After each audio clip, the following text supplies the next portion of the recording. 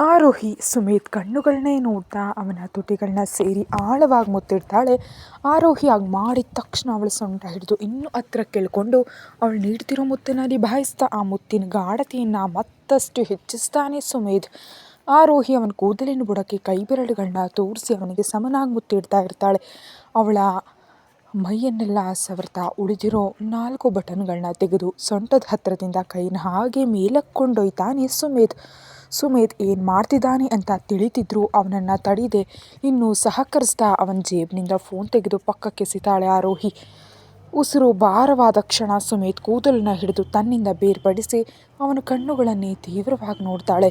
ಇಬ್ಬರು ಜೋರಾಗಿ ಉಸಿರಾಡ್ತಿದ್ದರೆ ಒಬ್ಬರ ಉಸಿರು ಇನ್ನೊಬ್ಬರಿಗೆ ತಾಕ್ತಿದ್ರೆ ಅವನಿಂದ ದೂರ ಸರಿದು ಸ್ವಿಮ್ಮಿಂಗ್ ಪೂಲ್ ಹತ್ರ ಹೋಗಿ ಮಲಗಿ ಸುಮೇಧ್ನನ್ನು ಬರುವಂತೆ ಕೈ ಚಾಚ್ತಾಳ ಆರೋಹಿ. ಅವಳ ಹತ್ತಿರ ಹೋಗಿ ಪಕ್ಕದಲ್ಲಿ ಮಲಗಿ ಅವಳ ಕೈ ಬೆರಳುಗಳೊಂದಿಗೆ ತನ್ನ ಬೆರಳುಗಳನ್ನ ಪೋಣಿಸಿ ಹೆಗಲ ಮೇಲೆ ಮುತ್ತಿಡ್ತಾ ಮೆಲ್ಲಗೆ ಕಚ್ತಾನೆ. ಆರೋಹಿ ಕಣ್ಮುಚ್ಚಿ ಆ ಮುತ್ತನ್ನು ಅನುಭವಿಸ್ತಿದ್ರೆ ಅವಳನ್ನ ತನ್ನ ಮೇಲೆ ಎಳೆದುಕೊಳ್ತಾನೆ ಸುಮೇಧ್. ಅವನನ್ನೇ ನೋಡ್ತಾ ಇರೋ ಆರೋಹಿಯ ಕೂದಲು ಹಿಡಿದು ಹತ್ರಕ್ಕೆಳೆದು ಕಂಠದಿಂದ ಶುರು ಮಾಡಿ ಶಿಖರಗಳವರೆಗೆ ಮುತ್ತಿನ ಮಳೆ ಸುರಿಸ್ತಾ ಹಲ್ಲಿನ ಗಾಯಗಳನ್ನ ಮಾಡ್ತಾನೆ. ಸುಮೇಧ್ ನೀಡ್ತಿರೋ ಮುತ್ತುಗಳಿಗೆ ಆರೋಹಿ ಕೂಡ ನಿಯಂತ್ರಣ ತಪ್ಪಿ ಅವನ ಶರ್ಟ್ ಬಟನ್ಗಳನ್ನ ಒಂದೊಂದಾಗಿ ತೆಗೆದು ಅವನಿಂದ ಬೇರ್ಪಡಿಸಿ ಅವನ ಎದೆ ಮೇಲೆ ಮುತ್ತಿಡ್ತಾಳೆ. ಆರೋಹಿ ನೀಡ್ತಿರೋ ಮುತ್ತನ್ನು ಕಣ್ಮುಚ್ಚಿ ಅನುಭವಿಸ್ತಾ ಒಂದೇ ಏಟಿಗಳನ್ನ ಕೆಳಗೆ ಸರಿಸಿ ಅವಳ ಮೇಲೆ ಏರಿ ನಿಲ್ಲಿಸದೆ ಕತ್ತಿನ ಇರುಕುಗಳಲ್ಲಿ ಮುತ್ತಿಡ್ತಾ ತಣಿವರಿಯದೆ ಹಲ್ಲಿನ ಗಾಯ ಮಾಡ್ತಾ ನೋವಿಗಳು ಕಿರ್ಚಾಡೋ ಪ್ರತಿ ಬಾರಿ ಮತ್ತೆ ಮತ್ತೆ ಹಲ್ಲಿನ ಗಾಯಗಳನ್ನ ಮಾಡ್ತಾ ತೇವವಾದ ಮುತ್ತುಗಳನ್ನ ಒತ್ತುತ್ತಾನೆ ಸುಮೇಧ್. ಅವನ ಹೆಗಲನ್ನು ಹಿಡಿದು ತಡಿತಾಳ ಆರೋಹಿ. ಕೋಪದಿಂದ ಅವಳ ಕಡೆ ನೋಡ್ತಾನೆ. ಅಷ್ಟರಲ್ಲಿ ಆರೋಹಿಗೆ ಸ್ವಲ್ಪ ದೂರದಲ್ಲಿರೋ ಅವನ ಮೊಬೈಲ್ ಫೋನ್ ರಿಂಗ್ ಆಗೋ ಶಬ್ದ ಕೇಳಿಸಿ ಏನು ಮಾಡಬೇಕಂತ ತಿಳಿಯದೆ ಸುಮೇಧ್ ತುಟಿಗಳನ್ನ ಕಚ್ಚಿ ಹಿಡಿತಾಳೆ. ತುಟಿಗಳನ್ನ ಬಿಟ್ಟು ಮೇಲೆದ್ದು ಆರೋಹಿಯನ್ನು 2 ಕೈಗಳಿಂದ ಎತ್ಕೊಂಡು ಕೋಣೆ ಒಳಗೆ ಕರೆದೊಯ್ತಾನೆ ಸುಮೇಧ್.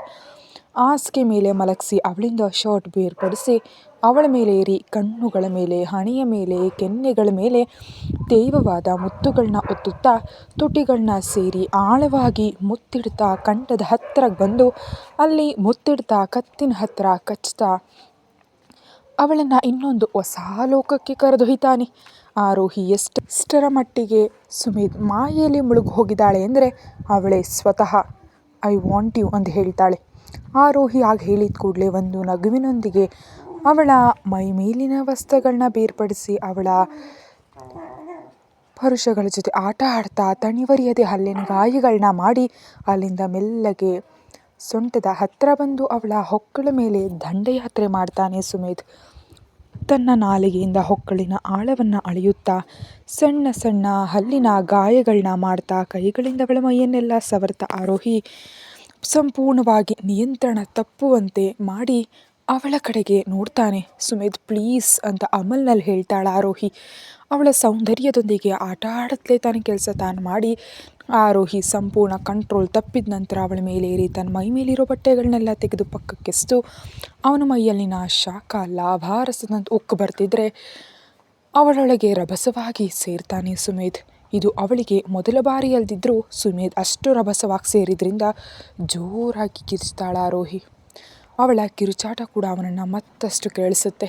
ಆ ನೋವನ್ನು ತಡೆಯಲಾರದೆ ಸುಮೇಧ್ ಕತ್ತಿನ ಹಿಂಭಾಗ ಕೈ ಹಾಕಿ ಹತ್ತಿರ ಕೆಳೆದು ತುಟಿಗಳನ್ನ ಸೇರ್ತಾಳೆ. ಅವಳ ಕಡೆ ನೋಡುತ್ತಾ ತುಟಿಗಳನ್ನ ಬಿಟ್ಟು ತನ್ನ ಒಂದು ಕೈಯಿಂದ ಅವಳ 2 ಕೈಗಳನ್ನ ಗಟ್ಟಿಯಾಗಿ ಹಿಡ್ಕೊಂಡು ಇನ್ನೊಂದು ಕೈಯಿಂದ ಅವಳ ಸೊಂಟ ಹಿಡಿದು ಒತ್ತುತ್ತಾ ತುಟಿಗಳನ್ನ ಸೇರಿ ಜೋರಾಗಿ ಮುತ್ತಿಡ್ತಾನೆ ಸುಮೇಧ್. ಬಹಳ ಹೊತ್ತಿನ ನಂತರ ನೋವಿನ ಜಾಗದಲ್ಲಿ ಹಿತ ಹೆಣಿಸಿ ಕಣ್ಣು ಮುಚ್ಕೊಳ್ತಾಳ ಆರೋಹಿ. ಅವಳ ಕೈಗಳನ್ನ ಬಿಟ್ಟು ಅವಳ ಕಡೆ ನೋಡಿ ಕಣ್ಣುಗಳನ್ನ ತೆರಿ ಅಂತ ಮಾದಕವಾಗಿ ಹೇಳ್ತಾನೆ. ಕಣ್ಣು ತೆರೆದು ಅವನ ಕಡೆ ನೋಡ್ತಾಳೆ. ನನ್ನ ಗಟ್ಟಿಯಾಗಿ ಹಿಡ್ಕೊ. ಅವನನ್ನು ಸುತ್ತುವರೆದು ಕೈಗಳನ್ನ ಬಿಗಿತಾಳ ಆರೋಹಿ ಹಾಗೆ ಮಾಡ್ತಿದ್ದಂತೆ ಅವನ ಮುಖದಲ್ಲಿ ನಗು ಮೂಡಿ ಅವಳ ಕತ್ತಿನ ಮಡಿಕೆಯಲ್ಲಿ ಮುತ್ತಿಡ್ತಾ ನೀನು ತುಂಬ ಹಾಟ್ ಆಗಿದೆಯಾ ಬೇಬಿ ಅಂತ ಮುತ್ತಿಡತ್ಲೆ 2 ವರ್ಷಗಳಿಂದ ಅವನು ಬಚ್ಚಿಟ್ಕೊಂಡಿದ್ದ ಆಸೆಗಳನ್ನ ತೀರಿಸ್ಕೊಳ್ತಿರ್ತಾನೆ ಸುಮೇಧ್. 2 ಗಂಟೆಗಳ ನಂತರ ಇನ್ನು ಆರೋಹಿ ತನ್ನನ್ನು ಸಹಿಸಿಕೊಳ್ಳಲು ಸಾಧ್ಯವಿಲ್ಲ ಎಂಬುದು ಅವಳ ಮುಖದಲ್ಲಿ ಕಾಣಿಸ್ತಿದ್ರೆ ಅವಳನ್ನ ಬಿಟ್ಟು ಪಕ್ಕಕ್ಕೆ ಸರಿತಾನೆ ಸುಮೇಧ್. ಸಮಯ ನೋಡಿದಾಗ ಆಗಲೇ 12 ಗಂಟೆ ಆಗಿದ್ದರಿಂದ ಎಲ್ಲಿ ಸುಮೇಧ್ ಹಡಗಿಗೆ ಹೊರಟು ಹೋಗ್ತಾನೋ ಅಂತ ಅವನ ಮೇಲೆ ಏರಿ ಮುತ್ತಿಡ್ತಾ ಅವನನ್ನು ಕೆರಳಿಸ್ತಾಳ ಆರೋಹಿ. ಉಫ್ ಅಂತ ಜೋರಾಗಿ ಉಸಿರು ಬಿಟ್ಟು, ನನ್ನ ಸಹಿಸ್ಕೊಳ್ಳೋದಕ್ಕೆ ನಿನಗಾಗೋದಿಲ್ಲ ಬೇಬಿ, ಈಗಾಗಲೇ ನೀನು ಸುಸ್ತಾಗಿದೆಯಾ, ಮಲಗು ಅಂತ ಮೆಲ್ಲಗೆ ಹೇಳ್ತಾನೆ ಸುಮೇಧ್.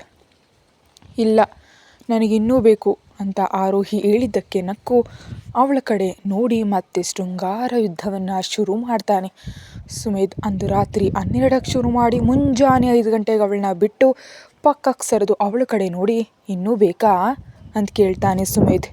ಏನೂ ಮಾತಾಡದೆ ಅವನ ಎದೆ ಮೇಲೆ ತಲೆ ಇಟ್ಟು ಅವನನ್ನು ಸುತ್ತುವರೆದು ಗಟ್ಟಿಯಾಗಿ ಕೈ ಬಿಗಿದು ಕಣ್ಮುಚ್ಕೊಳ್ತಾಳೆ ಆರೋಹಿ. ಅವಳ ಸುತ್ತ ಕೈ ಹಾಕಿ ಇಬ್ಬರಿಗೂ ಹೊದಿಕೆಯನ್ನು ಹೊತ್ತಿಸಿ ಮಲಗ್ತಾನೆ ಸುಮೇಧ್. ಮರುದಿನ ಬೆಳಿಗ್ಗೆ ಸ್ವಿಮ್ಮಿಂಗ್ ಪೂಲ್ ಹತ್ತಿರ ಸುಮೇಧ್ ಶರ್ಟ್ ಬಿದ್ದಿರುತ್ತೆ. ಮೇಣದ ಬತ್ತಿಗಳೆಲ್ಲವೂ ಆರು ಹೋಗಿರುತ್ತವೆ. ಸ್ವಿಮ್ಮಿಂಗ್ ಪೂಲ್ನಿಂದ ಸ್ವಲ್ಪ ದೂರದಲ್ಲಿ ಸುಮೇಧ್ ಮೊಬೈಲ್ ಫೋನ್ ರಿಂಗ್ ಆಗುತ್ತಲೇ ಇರುತ್ತೆ. ಬಾಲ್ಕನಿ ಬಾಗಿಲು ಕೂಡ ತೆರೆದೇ ಇರುತ್ತೆ. ಬೆಡ್ರೂಮ್ನಲ್ಲಿ ಎಲ್ಲೋ ಒಂದು ಮೂಲೆಯಲ್ಲಿ ಅವರಿಬ್ಬರ ಬಟ್ಟೆಗಳು ಬಿದ್ದಿರುತ್ತವೆ. ಆ ಕೋಣೆಯಲ್ಲೂ ಎಲ್ಲ ಮೇಣದ ಬತ್ತಿಗಳು ಆರು ಹೋಗಿ ನೆಲದ ಮೇಲೆಲ್ಲ ಗುಲಾಬಿ ದಳಗಳು ಹರಡ್ಕೊಂಡಿರುತ್ತವೆ. ಹಾಸಿಗೆಯ ಮೇಲೆ ಹೊದಿಕೆಯನ್ನು ಹೊದಿಸ್ಕೊಂಡು ಒಬ್ರಿಗೊಬ್ರು ಅಪ್ಕೊಂಡು ಗಾಢವಾಗಿ ನಿದ್ರಿಸ್ತಾ ಇರ್ತಾರೆ. ಮುಖದ ಮೇಲೆ ಸೂರ್ಯನ ಕಿರಣಗಳು ಬೀಳ್ತಿದ್ದಂತೆ ಕಣ್ತೆರೆದು ನೋಡ್ತಾನೆ ಸುಮೇಧ್. ತನ್ನನ್ನು ಗಟ್ಟಿಯಾಗಿ ಹಿಡಿದು ಮಲಗಿರುವ ಆರೋಹಿಯ ಕಡೆ ಒಮ್ಮೆ ನೋಡಿ ಅವಳ ಜಾಗರೂಕತೆಯಿಂದ ಹಾಸಿಗೆ ಮೇಲೆ ಮಲಗಿಸಿ ಕೆಳಗೆ ಬಿದ್ದಿದ್ದ ತನ್ನ ಬಟ್ಟೆಯನ್ನು ಹಾಕ್ಕೊಂಡು ಬಾಲ್ಕನಿಗೆ ಹೋಗ್ತಾನೆ ಸುಮೇಧ್. ಬಾಲ್ಕನಿ, ಸ್ವಿಮ್ಮಿಂಗ್ ಪೂಲ್ ಎಲ್ಲವೂ ಗುಲಾಬಿ ದಳಗಳಿಂದ ತುಂಬಿರೋದನ್ನು ನೋಡಿ ಸುಮೇಧ್ ಮುಖದಲ್ಲಿ ಸಣ್ಣ ನಗು ಮೂಡುತ್ತೆ.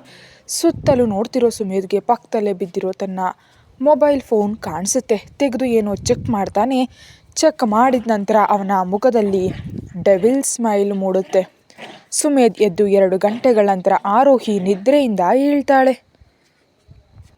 ಹಾಸಿಗೆಯ ಮೇಲೆ ಕೂತು ಸುತ್ತಲೂ ನೋಡ್ತಾಳೆ. ಆ ಕೋಣೆಯೆಲ್ಲ ಅಚ್ಚುಕಟ್ಟಾಗಿ ಸ್ವಚ್ಛವಾಗಿರುತ್ತೆ. ಆಮೇಲೆ ತನ್ನನ್ನು ತಾನು ನೋಡ್ಕೊಳ್ತಾಳೆ. ಅವಳ ಮೈಯೆಲ್ಲ ಹಲ್ಲಿನ ಗಾಯಗಳನ್ನ ನೋಡಿ ಗಟ್ಟಿಯಾಗಿ ಕಣ್ಣು ಮುಚ್ಚಿ ಹಾಸಿಗೆ ಮೇಲಿದ್ದ ಸುಮೇಧ್ ಶರ್ಟ್ ಹಾಕ್ಕೊಳ್ತಾಳೆ. ಈ ಕೋಣೆಯನ್ನೆಲ್ಲ ಯಾರು ಸ್ವಚ್ಛ ಮಾಡಿದ್ರು, ಸುಮೇಧ್ ಎಲ್ಲಿದ್ದಾನೆ ಅಂತ ಹಾಸಿಗೆಯಿಂದ ಇಳಿದು ಬಾಲ್ಕನಿಯ ಕಡೆ ಹೋಗ್ತಾಳೆ ಆರೋಹಿ. ಬಾಲ್ಕನಿಯಲ್ಲಿ ಶರ್ಟ್ ಇಲ್ಲದೆ ನಿಂತಿರ್ತಾನೆ ಸುಮೇಧ್. ಆರೋಹಿ ಅಲ್ಲಿಗೆ ಹೋಗ್ತಿದ್ದಂತೆ ಹಿಂದಿರುಗಿ ನೋಡದೆ ಗುಡ್ ಮಾರ್ನಿಂಗ್ ಬೇಬಿ ಅಂತಾನೆ. ಇದೆಲ್ಲ ಯಾರು ಕ್ಲೀನ್ ಮಾಡಿದ್ರು? ಈಗ ಅದೆಲ್ಲ ತಿಳ್ಕೊಳ್ಳೋದಷ್ಟು ಮುಖ್ಯವಾ? ಅಂದರೆ ಈ ಕೋಣೆಗೆ ಯಾರೂ ಬರೋದಿಲ್ಲ ಅಲ್ವಾ, ಅದಕ್ಕೆ ಕೇಳಿದೆ ಅಂತ ಹೇಳ್ತಿರೋ ಆರೋಹಿಯ ಸೊಂಟ ಹಿಡಿದು ಹತ್ರಕ್ಕೆ ಎಳೆದು ಕೆನ್ನೆಗಳನ್ನ ಒತ್ತಿ ಹಿಡಿದು ಮುಂದಕ್ಕೆ ಬಂದು ಅವಳ ತುಟಿಯನ್ನು ಗಟ್ಟಿ ಹಾಕಿಸ್ತಾನೆ ಸುಮೇಧ್. ಆರೋಹಿ ತನ್ನ 2 ಕೈಗಳನ್ನ ಅವನ ಎದೆ ಮೇಲೆ ಇಡ್ತಾಳೆ. ಅವಳ ಸಣ್ಣ ಕೂದಲನ್ನ ಕಿವಿ ಹಿಂದೆ ಸರಿಸಿ ತನ್ನನ್ನೇ ನೋಡ್ತಿರೋ ಅವಳ ಕೆನ್ನೆ ಮೇಲೆ ಮುತ್ತಿಟ್ಟು, ಹಾಗೆ ನನ್ನ ಹಡಗಿನ ಹತ್ರ ಹೋಗದಂತೆ ತಡಿಬೇಕೆಂಬ ನಿನ್ನ ಪ್ಲ್ಯಾನ್ ಸೂಪರ್ ಬೇಬಿ ಅಂತಾನೆ ಸುಮೇಧ್. ಸುಮೇಧ್ ಮಾತಿಗೆ ಆಘಾತದಿಂದ ಅವನ ಕಡೆ ನೋಡ್ತಾಳೆ. ಯಾಕಂದರೆ ಬೆಳಿಗ್ಗೆ ಆಗೋಷ್ಟರಲ್ಲಿ ಇದೆಲ್ಲ ತನ್ನ ಪ್ಲ್ಯಾನ್ ಅಂತ ಅವನಿಗೆ ತಿಳಿದು ಹೋಗುತ್ತೆ ಅಂತ ಅವಳಿಗೆ ಚೆನ್ನಾಗಿ ತಿಳಿದಿತ್ತು. ಏನಾಯಿತು ಬೇಬಿ, ಯಾಕೆ ನನ್ನ ಕಡೆ ಇಷ್ಟು ಮಾದಕವಾಗಿ ನೋಡ್ತಿದ್ಯಾ? ಹೇಗೆ ನಿನಗಿದೆಲ್ಲ ನಾನೇ ಮಾಡಿದ್ದು ಅಂತ ತಿಳಿದು ಹೋಗಿದೆ? ಆದರೆ ಪರವಾಗಿಲ್ಲ, ನನ್ನ ಪ್ಲ್ಯಾನ್ ಅಂತೂ ಯಶಸ್ವಿಯಾಗಿದೆ ಅಲ್ವಾ. ನೀನು ನಿನ್ನ ಹಡಗು 2 ಎಲ್ಲಿಗೂ ಹೋಗಲಿಲ್ಲ. ನೀನು ತುಂಬ ತಡ ಮಾಡಿದೆ ಸುಮೇಧ್ ಅಂತಾಳೆ. ಅವಳ ಕಡೆ ನೋಡಿ ಸಣ್ಣ ನಗುವಿನೊಂದಿಗೆ, ಬೇಬಿ ನಿನಗನ್ನಿಸ್ತಿದೆಯಾ ನಿನ್ನ ಗಂಡ ಯಾವುದಾದ್ರೂ ಅಂದ್ಕೊಂಡ್ರೆ ಅದು ನಡೆಯದೆ ನಿಂತು ಹೋಗುತ್ತೆ ಅಂತ? ಏನು ಹೇಳ್ತಿದ್ಯಾ ನೀನು ಅಂತ ಅವನ ಕಡೆ ನೋಡ್ತಾಳೆ ಆರೋಹಿ. ಅವಳ ತುಟಿಗಳ ಮೇಲೆ ಒಂದು ಮುತ್ತು ನೀಡಿ, ನೀನು ವಜ್ರಗಳು ಇಲ್ಲಿಂದ ಹೊರಗೆ ಹೋಗುವ ಹಡಗನ್ನು ತಡೆಯೋದಕ್ಕೆ ಸಾಧ್ಯ ಆಯಿತು, ಆದರೆ ಏನು ಅಂತ ಕಿರಿಸ್ತಾಳೆ ಆರೋಹಿ. ಕ್ರೂರ ನಗುವಿನೊಂದಿಗೆ ಅವಳ ಕಡೆ ನೋಡಿ, ನನ್ನ ಇನ್ನೊಂದು ಡೀಲ್ ಡ್ರಗ್ಸ್ನಿಂದ ತುಂಬಿದ ಹಡಗು ಈಗಾಗಲೇ ಇಲ್ಲಿಗೆ ಬಂದು ತಲುಪಿದೆ ಬೇಬಿ ಅಂತ ಅವಳ ಕಡೆ ನೋಡ್ತಾನೆ. ಹೌದು ಬೇಬಿ, ನಿನ್ನೆ ರಾತ್ರಿ ನಾನು 2 ಡೀಲ್ಗಳನ್ನ ಓಕೆ ಮಾಡಿದ್ದೆ. ಒಂದನ್ನು ತಡೆಯೋಲಿ ನೀ ಯಶಸ್ವಿ ಆದರೆ ಇನ್ನೊಂದನ್ನು ನಾನು ಯಶಸ್ವಿಯಾಗಿ ಇಂಡಿಯಾಗೆ ತಂದಿದ್ದೀನಿ ಅಂತ ಅವಳ ಕೆನ್ನೆಗಳ ಮೇಲೆ ತುಟಿಗಳಿಂದ ಸವರ್ತಾ ಮಾದಕವಾಗಿ ಹೇಳ್ತಾನೆ ಸುಮೇಧ್. ಅವನನ್ನು ತಳ್ಳಿ, ನೀನು ಇಡಿಯಟ್, ಇದೆಲ್ಲ ನೀನು ಬೇಕಂತೆ ಮಾಡಿದೀಯ ಅಲ್ವಾ, ನಿನಗೆ ತಿಳಿದೆ ನಿನ್ನೆ ರಾತ್ರಿ ನನ್ನ ಜೊತೆ ಅಂತ ಇನ್ನೂ ಹೇಳಲಾಗದೆ ನಿಲ್ಲಿಸ್ತಾಳ ಆರೋಹಿ. ನಾನೇನೂ ಮಾಡಿಲ್ಲ ಬೇಬಿ, ಅದೆಲ್ಲ ನೀನೇ ಮಾಡಿದ್ದು. ನಿನ್ನ ದೃಷ್ಟಿಯಲ್ಲಿ ನನ್ನ ತುಂಬ ಕಡಿಮೆ ಅಂದಾಜು ಮಾಡಿದೆ, ಆದರೆ ನಾನು ಈ ಆಟದಲ್ಲಿ ನಂಬರ್ 1 ಕಿಲಾಡಿ ಎಂಬುದು ನೀನು ಮರೆತಂತಿದೆ ಅಂತ ಆರೋಹಿಯ ಕೈ ಹಿಡಿದು ಹತ್ರ ಕೆಳೆದು ತುಟಿಗಳನ್ನ ಸೇರಿಸ್ತಾನೆ ಸುಮೇಧ್. ಆರೋಹಿಯ ತುಟಿಗಳನ್ನ 15 ನಿಮಿಷಗಳ ಕಾಲ ಸವಿದು ಬಿಟ್ಟು ಅವಳ ಕಡೆ ನೋಡ್ತಾನೆ. ಕೋಪದಿಂದ ಅವನ ಕಡೆ ನೋಡ್ತಾ, ನೀನಿದೆಲ್ಲ ಬೇಕಂತಲೇ ಮಾಡಿದೀಯ ಅಲ್ವಾ, ನಿನಗೆ ಎಲ್ಲವೂ ತಿಳಿದೇ ಮಾಡಿದೀಯ ಅಲ್ವಾ ಅಂತ ಗಟ್ಟಿಯಾಗಿ ಕಿರ್ಚಿದಾಳ ಆರೋಹಿ. ಬಾಲ್ಕನಿ ಹತ್ತಿರ ಇರೋ ಗೋಡೆಗಳನ್ನ ತಳ್ಳಿ ಹಿಡಿದು, ತಪ್ಪು ನಿನ್ನದೇ ಬೇಬಿ, ನೀನು ನನ್ನನ್ನು ಅಷ್ಟು ಸುಲಭವಾಗಿ ಹೇಗೆ ತೆಗೆದುಕೊಂಡೆ? ಮತ್ತು ನನ್ನ ಹೆಂಡತಿ ಒಬ್ಬ ಪೊಲೀಸ್ ಏಜೆಂಟ್ ಆಗಿದ್ದು ಕೂಡ ನಾನು ಬಾಲ್ಕನಿಯಲ್ಲಿ ಅವಳ ಮುಂದೆ ನನ್ನ ಡ್ರಗ್ಸ್ ಮತ್ತು ವಜ್ರಗಳ ಡೀಲ್ ಬಗ್ಗೆ ಮಾತಾಡ್ತೀನಿ ಅಂತ ಹೇಗೆ ಅಂದ್ಕೊಂಡೆ? ಎಂದಿಗೂ ಇಲ್ಲ ಬೇಬಿ. ನನ್ನ ಪ್ರತಿಯೊಂದು ಹೆಜ್ಜೆ ಹಿಂದೆ ಒಂದು ಕಾರಣ ಇರುತ್ತೆ, ಮತ್ತು ನನ್ನನ್ನು ತಡೆಯಲು ನೀನು ಹೀಗೆ ಪ್ಲ್ಯಾನ್ ಮಾಡ್ತೀಯಾ ಅಂತ ನಾನು ಅಂದ್ಕೊಂಡಿರಲೇ ಇಲ್ಲ. ಐ ಲವ್ ಇಟ್ ಅಂತ ಅವಳ ಕಣ್ಣುಗಳನ್ನೇ ನೋಡ್ತಾನೆ ಸುಮೇಧ್.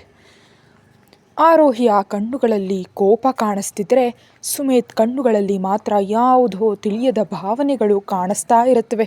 ಆದರೆ ಆರೋಹಿ ಅದನ್ನು ತಿಳಿದುಕೊಳ್ಳಲು ಕೂಡ ಪ್ರಯತ್ನಿಸೋದಿಲ್ಲ. ನೀನು ಇಂಡಿಯಾಕ್ಕೆ ತಂದಿರೋ ಡ್ರಗ್ಸ್ನಿಂದ ನಮ್ಮ ಇಂಡಿಯಾದಲ್ಲಿ ಎಷ್ಟೋ ಜನ ಯುವಕರಿಗೆ ಎಷ್ಟು ತೊಂದರೆ ಆಗುತ್ತೆ ಅಂತ ತಿಳಿದು ಅವರ ಜೀವನದೊಂದಿಗೆ ಆಟ ಆಡಬೇಡ ಸುಮೇಧ್. ಪ್ಲ್ಯಾನ್ ಆ ಡ್ರಗ್ ಹೊರಗೆ ಬರದಂತೆ ಮಾಡು ಅಂತಾಳ ಆರೋಹಿ. ನಾನು ಇದರ ಬಗ್ಗೆ ತಲೆ ಕೆಡಿಸ್ಕೊಳ್ತೀನಿ ಅಂತ ನಿನಗೆ ಅನ್ನಿಸ್ತಿದೆಯಾ? ಇಲ್ಲ ಬೇಬಿ, ನಾನು ಒಬ್ಬ ಮಾಫಿಯಾ ಡಾನ್. ಯಾರು ಹೇಗೆ ಹೋದರೂ ನನಗೆ ಏನೂ ತೊಂದರೆ ಆಗೋದಿಲ್ಲ. ನಾನೀಗ ಎಲ್ಲರ ಬಗ್ಗೆ, ಎಲ್ಲರ ಪ್ರಾಣಗಳ ಬಗ್ಗೆ ಯೋಚಿಸಿದ್ರೆ ನನ್ನ ಕಿಂಗ್ ಎಂಬ ಹೆಸರು ಕೆಳಗೆ ಬಿದ್ದು ಹೋಗುತ್ತೆ.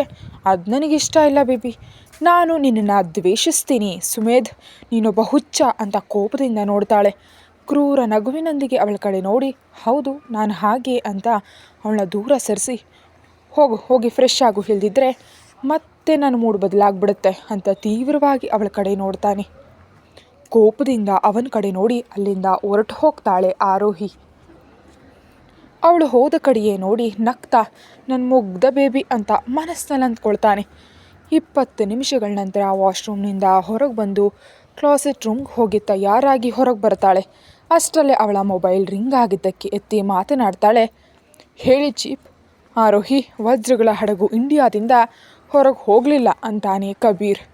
ನೀನು ಸುಮೇಧ್ನ ಅಲ್ಲಿಗೆ ಹೋಗದಂತೆ ಹೇಗೆ ತಡೆದೆ? ಅದು ನಿಮಗೆ ಬೇಡದ ವಿಷಯ ಚೀಪ್. ಜೋರಾಗಿ ಉಸಿರು ಬಿಟ್ಟು, ನೀನು ಚೆನ್ನಾಗಿದೆಯಾ ಅಲ್ವಾ ಅಂತ ಕೇಳ್ತಾನೆ ಕಬೀರ್. ನಾನು ಹೇಗಿದ್ದರೆ ನಿಮ್ಗೆ ಯಾಕೆ? ಆರೋಹಿ ಪ್ಲೀಸ್ ನನ್ನ ಚೀಪ್ ಅಂತ ಕರೆಯೋದನ್ನು ನಿಲ್ಲಿಸು. ಇನ್ನೇನಂತ ಕರಿಬೇಕು ಸರ್? ನೀವು ನನ್ನ ಚೀಪ್ ಅದಕ್ಕೆ ಹಾಕಿ ಕರಿತಿದ್ದೀನಿ. ಆದರೂ ನನಗೀಗ ಸ್ವಲ್ಪ ಕೆಲಸ ಇದೆ, ನಾನು ನಂತರ ಮಾತಾಡ್ತೀನಿ ಅಂತ ಕಾಲ್ ಕಟ್ ಮಾಡಿಬಿಡ್ತಾಳೆ ಆರೋಹಿ. ಅಷ್ಟರಲ್ಲಿ ಅವಳಿಗೆ ಇನ್ನೊಂದು ಕಾಲ್ ಬರಲು ಎತ್ತಿ, ಹೇಳಿ ಸೋನಿ, ಏನಾದರೂ ತಿಳಿದಿದೆಯಾ ಅಂತ ಹೇಳ್ತಾಳೆ. ಹೌದು ಮೇಡಮ್, ನೀವು ಕಳಿಸಿದ ವಿಡಿಯೋ ಸಂಪೂರ್ಣವಾಗಿ ಎಡಿಟ್ ಮಾಡಿದ್ದು, ಅದರಲ್ಲಿ ಮುಖವನ್ನು ಎಡಿಟ್ ಮಾಡಿ ಬೇರೆ ಮುಖವನ್ನು ಸೇರಿಸಿದ್ದಾರೆ ಅಂತಾಳೆ ಸೋನಿ. ನೀನು ಖಚಿತವಾಗಿ ಹೇಳ್ತಿದ್ಯಾ? ಹೌದು ಮೇಡಮ್, 100% ಕನ್ಫರ್ಮ್. ಓಕೆ ಅಂತ ಕಾಲ್ ಕಟ್ ಮಾಡಿ ಮೊಬೈಲ್ ಫೋನ್ ಹಾಸಿಗೆ ಮೇಲೆ ಎಸೆದು, ಯಾಕೆ ಕಬೀರ್, ಯಾಕೆ? ನಿಜಕ್ಕೂ ಏನು ಅವಶ್ಯಕತೆ ನಿನಗೆ? ನನ್ನ ಹತ್ರ ಇಂಥ ಎಡಿಟ್ ಮಾಡಿದ ವಿಡಿಯೋ ಕಳಿಸಿ ಯಾಕೆ ನನ್ನ ಮ್ಯಾನಿಪುಲೇಟ್ ಮಾಡೋದಕ್ಕೆ ನೋಡ್ತಿದ್ಯಾ? ನೀನು ಏನು ಮಾಡಬೇಕು ಅಂದ್ಕೊಂಡಿದ್ಯೋ ಅದನ್ನು ಮಾಡಿಬಿಟ್ಟೆ ಅಲ್ವಾ? ಮತ್ತು ನನ್ನ ಮನಸ್ಸಿನೊಂದಿಗೆ ಯಾಕೆ ಆಟ ಆಡ್ತಿದ್ಯಾ? ನಾನು ನೀನು ಕಳಿಸಿದ ವಿಡಿಯೋವನ್ನು ಕೂಡ ನಂಬಿದ್ದೆ, ಯಾಕಂದರೆ ನನಗೆ ನಿನ್ನ ಮೇಲೆ ನಂಬಿಕೆ ಇತ್ತು. ಆದರೆ ನೀನು ನನ್ನ ಹತ್ತಿರ ಸುಳ್ಳು ಹೇಳಿ ನನ್ನನ್ನು ಬಳಸ್ಕೊಂಡೆ, ಅದಕ್ಕೆ ನಾನು ವಿಡಿಯೋ ಚೆಕ್ ಮಾಡಿಸ್ದೆ. ಆದರೆ ಮತ್ತೆ ನೀನು ನನ್ನನ್ನು ಮೋಸ ಮಾಡಿದೀಯಾ ಅಂತ ಇನ್ನೊಮ್ಮೆ ಸಾಬೀತಾಯಿತು. ಈಗ ಈ ವಿಡಿಯೋ ನೀನು ಯಾಕೆ ಕಳಿಸ್ದೆ ಎಂಬುದಕ್ಕೆ ಉತ್ತರ ನೀನು ನೀಡಬೇಕು ಕಬೀರ್ ಅಂತ ಕೋಪದಿಂದ ಅಂದ್ಕೊಳ್ತಾಳೆ ಆರೋಹಿ. ಆರೋಹಿ ಜೊತೆ ಮಾತಾಡ್ದ್ಯಾ ಅಂತ ಕೇಳ್ತಾನೆ ರಾಮ್. ಮಾತನಾಡಿದೆ, ಆದರೆ ಅವಳು ತುಂಬ ಕೋಪದಲ್ಲಿದ್ದಾಳೆ, ರೂಢಾಗಿ ಮಾತಾಡ್ತಿದ್ದಾಳೆ ಅಂತಾನೆ ಕಬೀರ್. ನೀನು ಅವಳ ಹತ್ರ ಆ ವಿಷಯ ಮುಚ್ಚಿಟ್ಟಿದ್ದಕ್ಕೆ ನಿನ್ನ ಮೇಲೆ ಕೋಪಗೊಂಡಿದ್ದಾಳೆ.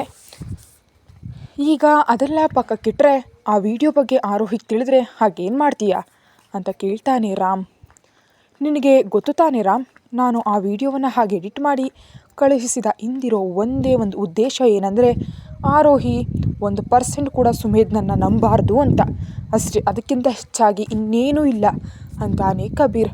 ನಿನ್ನ ಉದ್ದೇಶ ಏನೇ ಇರಲಿ, ಈಗ ಆರೋಹಿ ತುಂಬ ಕೋಪದಲ್ಲಿದ್ದಾಳೆ. ಈ ಸಮಯದಲ್ಲಿ ವಿಡಿಯೋ ಬಗ್ಗೆ ತಿಳಿದ್ರೆ ಏನೋ ತಿಳಿಯೋದು, ಆದರೆ ತುಂಬ ಭಯ ಆಗ್ತಿದೆ. ಯಾಕೆ? ನನ್ನ ಜೀವನದಲ್ಲಿ ಆರೋಹಿನ ಕಳೆದುಕೊಳ್ತೀನಿ ಎಂಬ ಭಯ. ಅವಳು ಯಾವಾಗ ನನ್ನ ಜೀವನದಲ್ಲಿ ಇಷ್ಟು ಮುಖ್ಯ ಆದ್ಲೋ ನನಗೂ ತಿಳಿಯೋದು. ನಾನು ಅವಳನ್ನ ಕಳೆದುಕೊಳ್ಳೋದಕ್ಕೆ ಇಷ್ಟಪಡೋದಿಲ್ಲ. ಈಗ ಅನ್ನಿಸ್ತಿದೆ, ನಾನು ಈ ಏಜೆಂಟ್ ಲೋಕಕ್ಕೆ ಅವಳನ್ನ ಕರ್ಕೊಂಡು ಬರದೆ ಇದ್ದಿದ್ರೆ ಚೆನ್ನಾಗಿರ್ತಿತ್ತು. ಸುಖವಾಗಿ ಒಂದು ನಾರ್ಮಲ್ ಜೀವನ ನಡೆಸ್ತಾ ನಗ್ತಾ ಇರ್ತಿದ್ಲು. ನನ್ನಿಂದಲೇ ಅವಳ ಜೀವನದಲ್ಲಿ ಸಂತೋಷ ಇಲ್ಲದಂತಾಯಿತು ಅಂತ ತುಂಬ ಬೇಸರ ಪಡ್ತಾನೆ ಕಬೀರ್. ಇದೇ ವಿಷಯವನ್ನು ನಾನು ನಿನಗೆ ಮೊದಲಿನಿಂದಲೂ ಹೇಳಿದ್ದೆ, ಪಾಪ ಅವಳನ್ನ ಇದರಲ್ಲಿ ಸೇರಿಸ್ಬೇಡ ಅಂತ. ಆದರೆ ನೀನು ನನ್ನ ಮಾತು ಕೇಳಲಿಲ್ಲ. ಅಂದು ನೀನು ನಿಜವನ್ನೇ ಹೇಳಿದೆ. ಅವಳನ್ನು ಇದರಲ್ಲಿ ತಂದು ಬಹಳ ದೊಡ್ಡ ತಪ್ಪು ನಡೆದು ಹೋಗಿದೆ. ಈಗ ನಿಜವಾಗಿಯೂ ನಾನು ತುಂಬ ಪಶ್ಚಾತ್ತಾಪ ಪಡ್ತಿದ್ದೀನಿ ಅಂತಾನೆ ಕಬೀರ್. ಕಬೀರ್ ಮಾತುಗಳಿಗೆ ಏನೂ ಅನ್ನದೇ ಸುಮ್ಮನಾಗ್ತಾನೆ. ಆರೋಹಿ ರೂಮಿನಿಂದ ಹೊರಗೆ ಬಂದು ಸ್ಟಡಿ ರೂಮ್ಗೆ ಹೋಗ್ತಾಳೆ. ಅಲ್ಲಿ ಸುಮಿತ್ ಸೋಫಾದಲ್ಲಿ ಕೂತು ಯಾವುದೋ ಫೈಲನ್ನು ಓದ್ತಾ ಇರ್ತಾನೆ. ಸುಮಿತ್ ಕಡೆ ನೋಡ್ತಾಳೆ ಆರೋಹಿ. ಅವನು ಕ್ಯಾಶುವಲ್ ಡ್ರೆಸ್ ಹಾಕ್ಕೊಂಡಿದ್ರಿಂದ ಇವತ್ತು ಇವನು ಎಲ್ಲಿಗೂ ಹೋಗ್ತಿಲ್ವಾ ಅಂತ ಮನಸ್ಸಿನಲ್ಲೇ ಅಂದ್ಕೊಳ್ತಾಳೆ. ಅವಳ ಕಡೆ ನೋಡದೆಯೇ, ಇಲ್ಲ ಬೇಬಿ, ಇವತ್ತು ನಾನು ನನ್ನ ಹೆಂಡತಿ ಜೊತೆಯಲ್ಲೇ ಇರಬೇಕು ಅಂದ್ಕೊಂಡಿದ್ದೀನಿ ಅಂತಾನೆ ಸುಮಿತ್. ಆಘಾತದಿಂದ ಅವನ ಕಡೆ ನೋಡಿ, ನಿನಗೆ ನನ್ನ ಮನಸ್ಸಿನ ಮಾತು ಹೇಗೆ ತಿಳಿತು ಅಂತ ಕೇಳ್ತಾಳೆ. ಅವಳ ಕಡೆಗೆ ನೋಡಿ, ನನಗೆ ಎಲ್ಲವೂ ಗೊತ್ತು, ಯಾಕಂದರೆ ನೀನು ನನ್ನ ಹೆಂಡತಿ. ಆ ಮಾತಿಗೆ ಸರಿ ಅಂತ ತಲೆ ಆಡಿಸಿ ಅಲ್ಲಿಂದ ಹೋಗ್ತಾ ಇದ್ದರೆ ತನ್ನ ಕೈಲಿದ್ದ ಫೈಲ್ ಪಕ್ಕಕ್ಕಿಟ್ಟು, ಇಲ್ವಾ ಬೇಬಿ ಅಂತ ಕರೀತಾನೆ ಸುಮಿತ್. ಏನೂ ಮಾತಾಡದೆ ಅವನ ಕಡೆ ಹೆಜ್ಜೆ ಹಾಕ್ತಾಳೆ. ಅವಳ ಹತ್ರ ಬರ್ತಿದ್ದಂತೆ ಕೈ ಹಿಡಿದು ತನ್ನ ಮಡಿಲಿನಲ್ಲಿ ಕೂರಿಸ್ಕೊಳ್ತಾನೆ ಸುಮಿತ್. ಗಾಬರಿಯಿಂದ ಅವನಿಂದ ಎದ್ದೇಳೋದಕ್ಕೆ ಪ್ರಯತ್ನಿಸಿ, ಆಗದೆ ನನ್ನ ಬಿಡು ಅಂದಾಳ ಆರೋಹಿ. ಅವನ ಹಿಡಿತ ಇನ್ನೂ ಗಟ್ಟಿಯಾಗಿ ಬಿಗಿದು, ನನ್ನಿಂದ ತಪ್ಪಿಸ್ಕೊಳ್ಳೋದಕ್ಕೆ ಇಷ್ಟು ಕಷ್ಟಪಡಬೇಡ ಬೇಬಿ, ಯಾಕಂದರೆ ನಾನು ನಿನ್ನನ್ನು ಬಿಡೋದಿಲ್ಲ ಅಂತ ಸುಮಿತ್ ಹೇಳ್ತಾ ಇದ್ದಂತೆ ತನ್ನ ಪ್ರಯತ್ನ ನಿಲ್ಲಿಸಿ ಸುಮ್ಮನೆ ಕೂತ್ಕೊಳ್ತಾಳೆ. ಯಾಕಂದರೆ ಸುಮಿತ್ನಿಂದ ತಾನು ತಪ್ಪಿಸ್ಕೊಳ್ಳಲು ಸಾಧ್ಯ ಇಲ್ಲ ಅಂತ ಅವಳಿಗೆ ಚೆನ್ನಾಗಿ ಗೊತ್ತು. ಮೆಲ್ಲಗೆ ನಕ್ಕು ಅವಳ ಕತ್ತಿನ ಹತ್ರ ಮುತ್ತಿಡ್ತಾ, ನಿನಗೆ ಗೊತ್ತಾ ಬೇಬಿ, ನೀನು ತುಂಬ ಟೆಂಪ್ಟಿಂಗ್ ಆಗಿದೆಯಾ ಅಂತ ಮಾದಕವಾಗಿ ಹೇಳ್ತಾನೆ. ಅವನ ಧ್ವನಿಗೆ ಆರೋಹಿಯ ಗಂಟಲು ಒಡಗು ಹೋಗುತ್ತೆ. ಕೂದಲನ್ನೆಲ್ಲ ಒಂದು ಕಡೆ ಸರಿಸಿ ಮೀಸೆಯಿಂದ ಸವರ್ತಾ ಇರ್ತಾನೆ ಸುಮಿತ್. ಇವನು ನನ್ನನ್ನು ಸೆಳೆಯೋದಕ್ಕೆ ಪ್ರಯತ್ನಿಸ್ತಿದ್ದಾನೆ. ನನಗೇನಾಗ್ತಿದೆ, ನಾನು ಯಾಕೆ ನನ್ನ ಕಂಟ್ರೋಲನ್ನು ಕಳೆದುಕೊಳ್ತಿದ್ದೀನಿ ಅಂತ ಮನಸ್ಸಲ್ಲಿ ಅಂದ್ಕೊಳ್ತಾಳೆ ಆರೋಹಿ. ಅವಳ ಮುಖದ ಕಡೆ ನೋಡಿ ನಗ್ತಾ ಆರೋಹಿ ಏನು ಯೋಚಿಸ್ತಿದ್ದಾಳೆ ಅಂತ ಅಂದಾಜಿಸಿ ಟೀ ಶರ್ಟ್ ಒಳಗಿನಿಂದ ಕೈ ಹಾಕಿ ಸೊಂಟದ ಮೇಲೆ ಬೆರಳುಗಳಿಂದ ಗೀಚ್ತಾನೆ ಸುಮಿತ್. ಅನಾರ್ಕಲಿ ಡ್ರೆಸ್ ಹಾಕಿಕೊಳ್ಳದೆ ಟೀ ಶರ್ಟ್ ಜೀನ್ಸ್ ಯಾಕೆ ಹಾಕ್ಕೊಂಡೆ, ಈಗ ನೋಡು ಇವನ ಕೈಯೆಲ್ಲ ಸಿಕ್ಕಾಕೊಂಡಿದ್ದೀನಿ. ಆರೋಹಿ, ಅವನೇನು ಮಾಡಿದ್ರು ಪ್ಲೀಸ್ ನೀನು ನಿಯಂತ್ರಿಸ್ಕೋ ಅಂತ ತನಗೆ ತಾನೇ ಹೇಳ್ಕೊಳ್ತಿರ್ತಾಳೆ. ಅವಳನ್ನು ತನ್ನ ಕಡೆ ತಿರುಗಿಸ್ಕೊಂಡು ಕಂಠದಿಂದ ಮುತ್ತಿನ ಪ್ರಯಾಣ ಶುರು ಮಾಡಿ ಕತ್ತಿನ ಇರುಕುಗಳಲ್ಲಿ ಮೆಲ್ಲಗೆ ಕಚ್ಚಿ ಹಾಗೆ ಕೆಳಗೆ ಬರ್ತಾ ಆರೋಹಿಯ ಕಡೆ ನೋಡ್ತಾನೆ ಸುಮಿತ್. ಅಷ್ಟಲ್ಲೇ ಅವಳು ತನ್ನ ಭಾವನೆಗಳನ್ನ ಹತೋಟಿಯಲ್ಲಿಟ್ಕೊಳ್ಳಲು ಎಷ್ಟು ಪ್ರಯತ್ನಿಸಿದ್ದಾಳೆ ಅಂತ ಸುಮಿತ್ಗೆ ಒಂದು ಐಡಿಯಾ ಬರುತ್ತೆ. ಅವಳು ಕೂಡ ಅವನ ಕಡೆಯೇ ನೋಡ್ತಿರಲು, ನಿನಗೆ ಇದು ಇಷ್ಟ ಆಗ್ತಿದೆಯಾ ಬೇಬಿ ಅಂತ ಮೆಲ್ಲಗೆ ಕೇಳ್ತಾನೆ. ಗಂಭೀರವಾಗಿ ಅವನ ಕಡೆ ನೋಡ್ತಾ, ನಿನ್ನೆ ರಾತ್ರಿ ನೀನು ಮಾಡಿದ ಹಾವಳಿ ಸಾಕಾಗಲಿಲ್ವಾ, ಹೀಗೆ ಮತ್ತೆ ಶುರು ಮಾಡಿದೀಯಾ ಎನ್ನುತ್ತಲೇ. ಆದರೆ ಅಷ್ಟರಲ್ಲೇ ಅವಳ ಕೆನ್ನೆಗಳೆರಡು ಚೆರ್ರಿ ಟೊಮೆಟೊದಂತೆ ಕೆಂಪಗಾಗಿರುತ್ತೆ. ನಿನ್ನೆ ರಾತ್ರಿ ನೀನೇ ನನ್ನ ಸೆಳೆದಿದ್ದು ಬೇಬಿ, ನಾನು ಒಂದು ಸಮಯದಲ್ಲಿ ನೀನನ್ನು ತಡೆದುಕೊಳ್ಳಲು ಸಾಧ್ಯ ಇಲ್ಲ ಅಂತ ಸುಮ್ಮನಾದೆ. ಆದರೆ ಆಮೇಲೆ ನೀನೇನು ಮಾಡಿದೆ ಅಂತ ಅಂತ ಹೇಳ್ತಾ ಇರೋ ಸುಮಿತ್ ಬಾಯಿ ಮೇಲೆ ಕೈಯಿಟ್ಟು, ಇನ್ನು ಸಾಕು ನಿಲ್ಲಿಸು, ನಾಚಿಕೆ ಇಲ್ಲ ಛೀ ಅಂತಾಳ ಆರೋಹಿ. ನಿನ್ನ ಹತ್ರ ನನಗೆ ಯಾಕೆ ನಾಚಿಕೆ ಬೇಬಿ ಅಂತ ಅವಳ ತುಟಿಗಳನ್ನ ಸವಿದು ಬಿಡ್ತಾನೆ. ನೀನು ತುಂಬ ಅಂದರೆ ತುಂಬ ಕೆಟ್ಟ ಹುಡುಗ ಅಂತ ಅವನ ಮಡಿಲಿನಿಂದ ಎದ್ದು ನಿಲ್ತಾಳೆ ಆರೋಹಿ.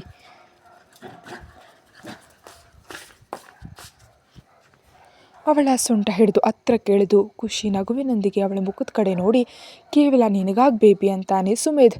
ಆ ಮಾತಿಗೆ ಅವನ ಕಣ್ಣುಗಳನ್ನೇ ನೋಡ್ತಾಳೆ.